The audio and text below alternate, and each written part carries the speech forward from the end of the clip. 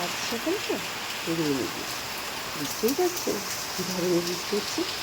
সেই গত রাত্রি দুটো থেকে শুরু হয়েছে। এইভাবে অপরিসরে চারিদিক গ্রাম সাদা হয়ে আছে, দেখুন আপনাদের দেখাচ্ছি।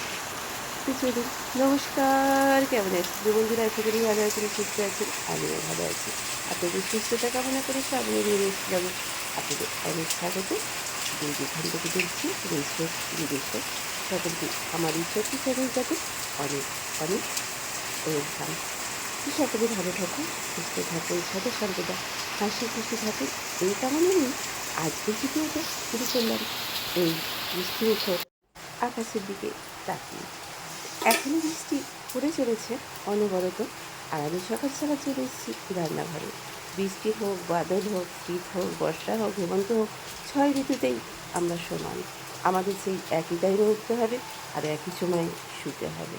তো চলুন, যাই হোক, আশেপাশে যেসব নয়েজগুলো রয়েছে যেগুলো একটু অ্যাভয়েড করে নেবেন, প্লিজ প্লিজ প্লিজ বন্ধুরা।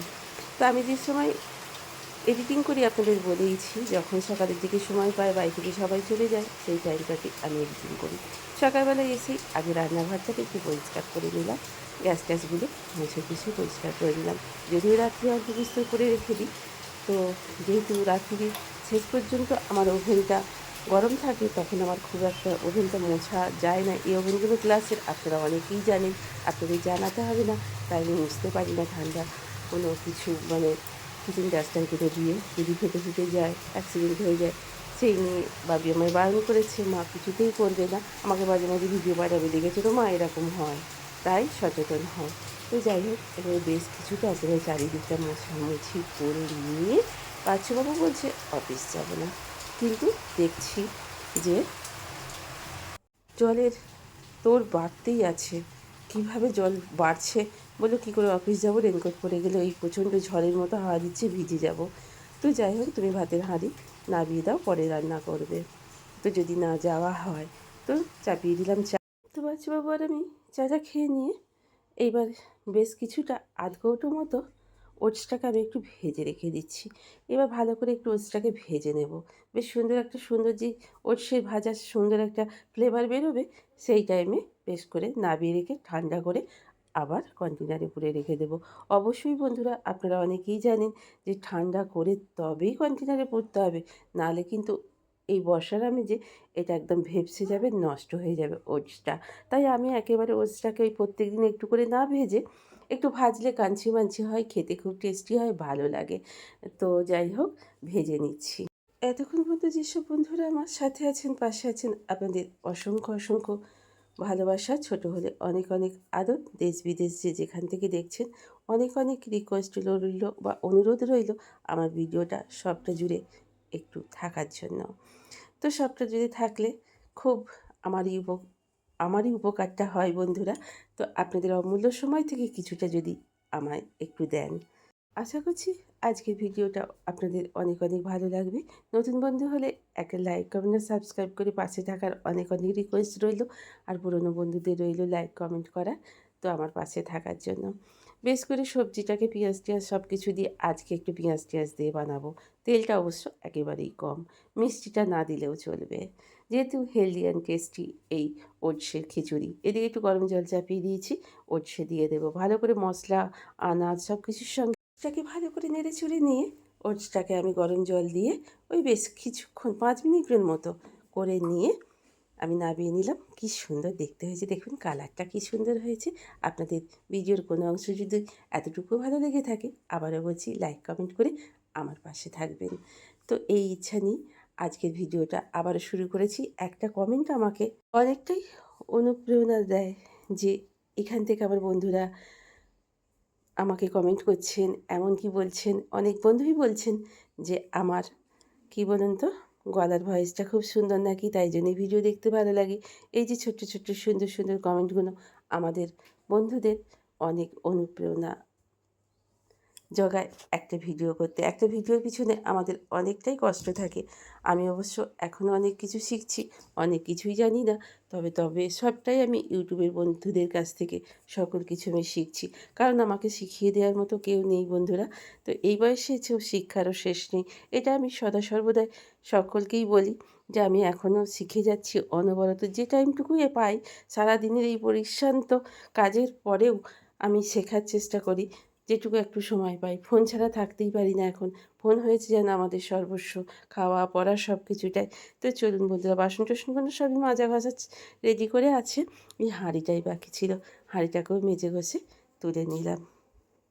খুব বেশি একটা বাসন আমি পড়তে দিই না। যখনই বেশি বাসন হয় নিজে দেখে ভয় লাগে, বাবারে এই এতগুলো আমাকে মাজতে হবে। এত একবারে হয়ে গেলে সত্যি সব কাজে একটু ভারী লাগে।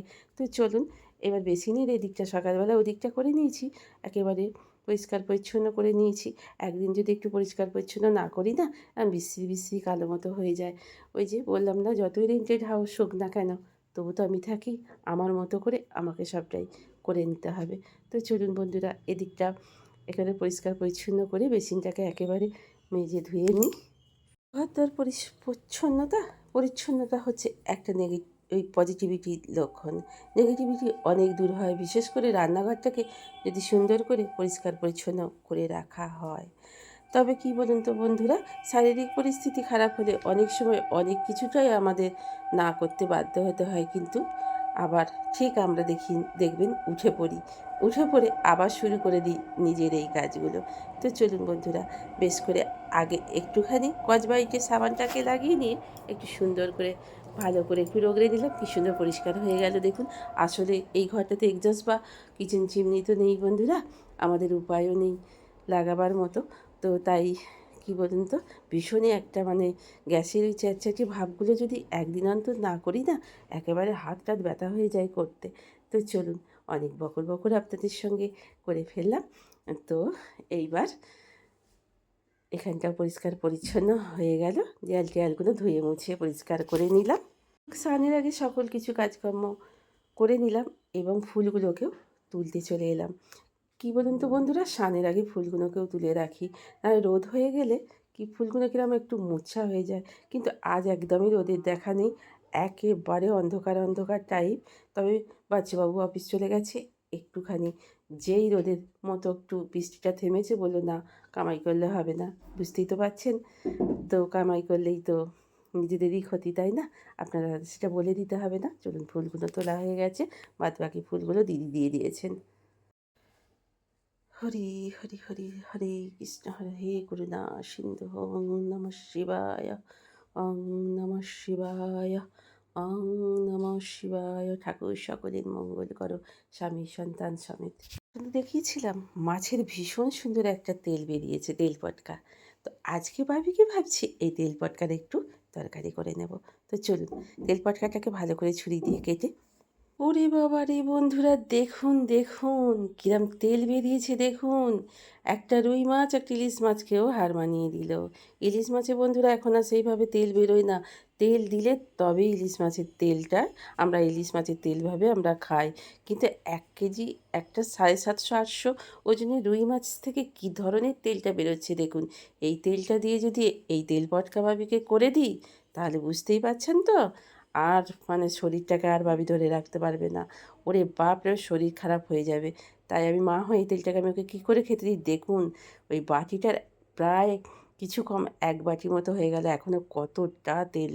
তেলটাকে একেবারেই তুলে নিয়েছি এই দেখুন বন্ধুরা। এবার নুন দিয়ে দিয়েছি একটুখানি প্রয়োজন মতো, যেহেতু তেল পটকাটায় নুন দিয়ে ম্যারিনেট করা আছে। আর একটু আদা রসুনের পেস্ট না দিলে যদি একটু গন্ধ বেরোয়, ভাবির আবার আঁচটানি গন্ধটা একটু খুব বেশি। মাছের সর্বক্ষণ আমাকে লেবুর রস মাখিয়ে তবে মাছ ভাজা ওকে করে দিতে হয়। তো যাই হোক, যার যেমন আর কি। তো আমার তো মাছ যেভাবেই রান্না করে দেবেন আমার সেটা আমি খেতে খুব ভালো লাগে। তো চলুন বন্ধুরা, এটা প্রায় হয়ে এলো তেল পটকাটা।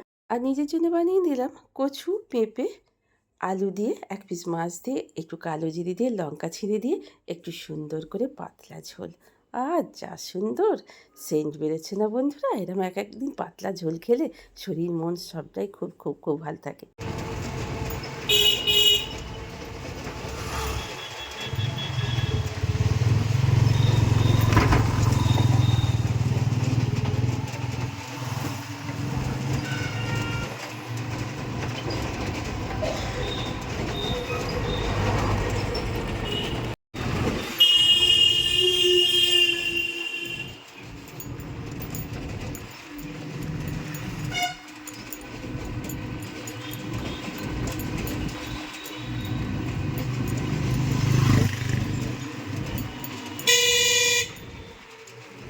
চলে এসেছি। এখন ঘড়িতে বাজছে প্রায় 3টে নাগাদ। বেরিয়েতে হলো বাধ্য হয়ে একটা বিশাল আশা, বিশাল আনন্দের ঝড় উঠেছে মনের মধ্যে। হঠাৎ করে একটা নোটিফিকেশন পেলাম ফোনেতে। সেটা পেয়ে ছুটেছি কাজটা করতে। যদি সাকসেস হই আপনাদের সঙ্গে নিশ্চয়ই শেয়ার করব বন্ধুরা। না বন্ধুরা, সাকসেস হতেই পারলাম না। কপালে না থাকলে হাতের কাছে মা লক্ষ্মী এসে ফিরে চলে যান। জানেন বন্ধুরা, সেইটাই হলো আমার। বিশাল একটা সাকসেসের আশায় যেটা ছুটছিলাম, সেই সাকসেসটা হলো না। নিজের কিছু ভুল আর নিজের কিছু গলতির জন্য সাকসেস হতে পারলাম না বন্ধুরা। মন ভীষণই ভেঙে পড়লো। শরীর তো ভালোই ছিল না, তা সত্ত্বেও ছুটতে ছুটতে গেলাম নিজের এই সাকসেসটা পাবো বলে। যে সাকসেসের অপেক্ষায় আমি এতদিন ধরে অপেক্ষা করছিলাম, সেই সাকসেসটা আমার হাতের গোড়াতেই এসে চলে গেলেন মা লক্ষ্মী আমার কাছ থেকে। মন বড়ই বিষণ্ণ হয়ে গেল, মন বড়ই কষ্ট হচ্ছে, কিন্তু কিছু করার নেই। চোখ দিয়ে জল বেরিয়ে গেল। যদিও এখনও 13 তারিখ পর্যন্ত টাইম আছে। যদি সব কিছু কমপ্লিট করতে পারি, ঠাকুরের কৃপায়, মা লক্ষ্মীর কৃপায় আশা করছি আপনাদের একটা সুখবর আমি দিতে পারবো। তো আপনাদের ভালোবাসা আর আশীর্বাদ বড়দের, আর ছোটদের অনেক অনেক শুভকামনা আমার খুব প্রয়োজন এই মুহূর্তে। বাড়ি ফিরে চলে এলাম, খুব মনটা খারাপ হয়ে গেল, খুব কষ্ট হচ্ছে। বৌমাকে বলেছিলাম আমার আজকের এই সাকসেসের কথাটা।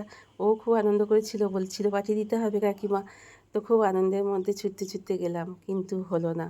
তা হেসে হেসেই বলতে হচ্ছে, কী করব বলুন।